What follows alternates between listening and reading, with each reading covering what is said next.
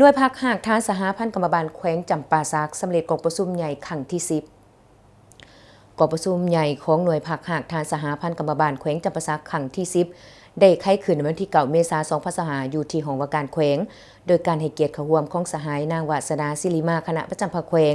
ประธานแนวเล่าสังสาสตร์แขวงผู้สีนำสหพันธคบเก่าและองค์การจัดตั้งมหาชนขันแขวงสหายสนสวรรค์ศิวิไลกรรมการภาคแขวงประธานสหพันธ์กรรมบาลแขวงมีสหายบุญมีดวงมีสีห้องหัวหน้าคณะจัดตั้งแขวงสหายนางสายสมรคำภาปัดเลขาหน่วยพักหากทานสหพันธ์กรรมบาลแขวง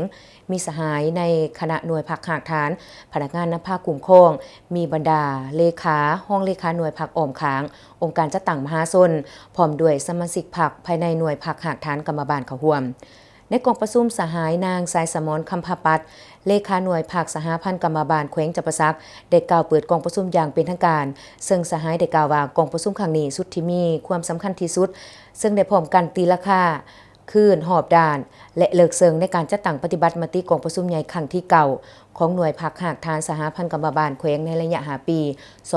2025-2024 และทิศทางขาดไม้สู่ส้นแต่ปี 2025-2029 จากนั้นสหายเสียงดาวันฟองวงศาลาดห้องเลขาหน่วยพักหากทานสหพันธ์กรรมบาลแขวงได้ผ่านบทรายงานการเมืองทั้ง2 ภาคซึ่งในนั้นสหายได้ยกให้เห็นผลงานหลายด่านโดยเฉพาะอันที่ผลเด่นแม่นเวียกงานปกป้องแรงงานสหพันธ์กรรมบาลแขวงในฐานะเป็นตัวแทนในการปกป้องสิทธิและผลประโยชน์อันชอบธรรมของชาวผู้ออกแรงงานลาวบรรดาเผ่าผ่านมาได้เฮ็ดหน้าที่เป็นใจกลางในการเคลื่อนไหวเผยแพร่กฎหมายว่าด้วยแรงงานกฎหมายว่าด้วยกรรมบาลลาวภาระบทบาทสิทธิหน้าที่ของสหพันธ์กรรมบาลลาวเพื่อให้กรรมกรชาวผู้ออกแรงงานได้รับรู้ถึงสิทธิพันธะของตนแน่ใส่สกัดกันบรรดาโคขัดแย้งด้านแรงงานและปัญหาต่างๆที่จะเกิดขึ้น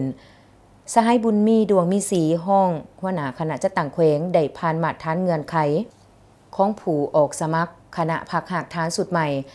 ซึ่งมีรายชื่อผู้สมัครทั้งหมด5 สหายยิ่ง2 สหายในนั้นเลือกเอา3 สหายซึ่งบรรดาสหายสมาชิกพรรคได้ใช้สิทธิประชาธิปไตยของตนปอนบัตรคัดเลือกเอาคณะหน่วยพักหากฐานสุดใหม่บนพื้นฐานความถูกต้องสอดคล้องกับมาตรฐานเงื่อนไขที่ได้กำหนดไว้ผ่านการปอนบัตรและผลของกองประชุมครั้งปฐมฤกษ์แม่นเลือกได้สหายสอนสวรรค์ศิวิไลเป็นเลขาหน่วยพักหากฐานสหพันธ์กรรมบาลสุดที่10สหายแสงดาวันฟองวงศาลาดเป็นห้องเลขาหน่วยพักและสหายสีทาพิมมาสอนเป็นประธานกวดการหน่วยพัก